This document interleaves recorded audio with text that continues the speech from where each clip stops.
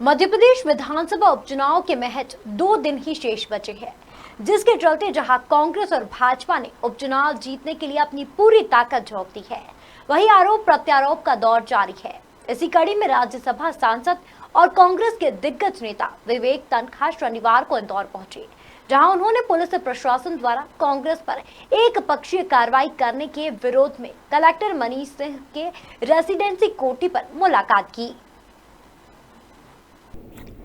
राज्यसभा सांसद विवेक तन्खा ने मीडिया से बातचीत करते हुए बताया कि कांग्रेस प्रत्याशी के बहुत सारे मामले थे, जिस पर चुनाव पर्यवेक्षण में हमने बात की है।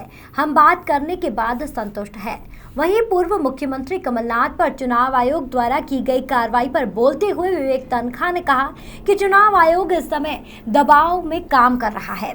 हम सुप्रीम कोर्ट जा रहे हैं। फ्रीडम ऑफ स्पीच और एक्सप्रेशन को लेकर मुद्दे रखे। स्टार प्रचारक कौन होगा, ये पार्टी तय करती है। इलेक्शन कमीशन उसमें निर्णय नहीं ले सकता।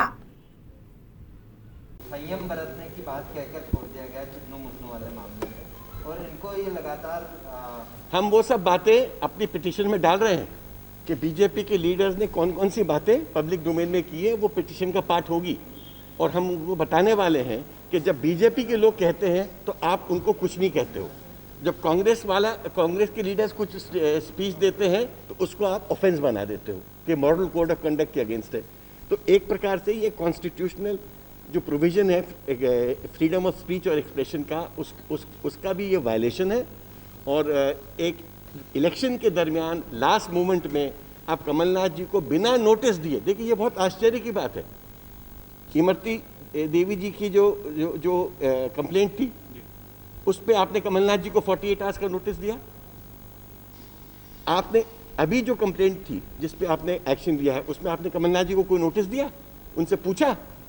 कोई किसी व्यक्ति के ऊपर इस देश में आज की जो हमारी न्याय प्रणाली है, उसमें आप किसी को बिना उससे पूछे सूचना दिए आप एक्शन ले सकते हो? आप 6 घंटे की सूचना देते, 1 घंटे की देते, पूछते तो कमलनाथ जी से कि आपने क्या बोला है।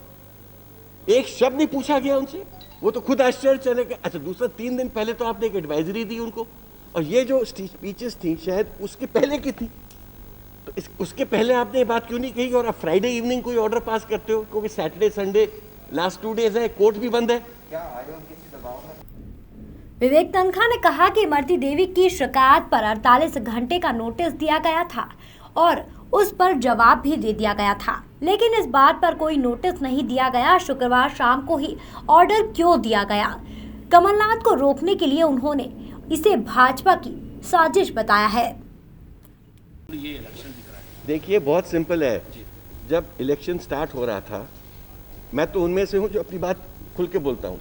मेरी कमलनाथ जी से बात हुई तो मैंने मुझसे पूछने के, विवेक ये बताओ तुमको सीट लगता है?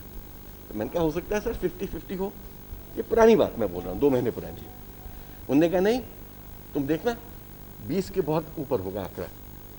ऐसा बहुत अच्छी बात है, ऐसा हो तो इससे अच्छी बात क्या हो सकती है। थोड़े दिन बाद फिर हम लोग ने रिव्यू किया, और जब ये भीड़ आने लगी तो फिर हमको बीजेपी के मित्र भी बोलने लगे, अरे ये तो कांग्रेस की तरफ प्रति झुकाव है। आप लोग बोलने लगे, पूरी मीडिया हमको बोल रही थी, तो कह रहे ये तो कांग्रेस की तरफ झुकाव दिख रहा है। अब आज के दिन बीजेपी समझ रही है कि ये एक तरफा चुनाव हो गया है, और वो ये जो कल का जो ऑर्डर है, ये बीजेपी की जो कंप्लेंट है उस बौखलाहट का एक प्रतीक है। वो हारने से डरते हैं और उनको पता है कि इस हार से उनकी सत्ता खत्म हो जाएगी। सर, इस पिटीशन पर आज हियरिंग होगी। गौरतलब है कि शुक्रवार को चुनाव आयोग ने पूर्व मुख्यमंत्री कमलनाथ पर आपत्तिजनक बयानबाजी का आरोप लगाते हुए स्टार प्रचारक का दर्जा छीन लिया था, जिसके खिलाफ अब कांग्रेस नेता मैदान में आ गए हैं। इंदौर से निखिलेश सोलंकी की रिपोर्ट।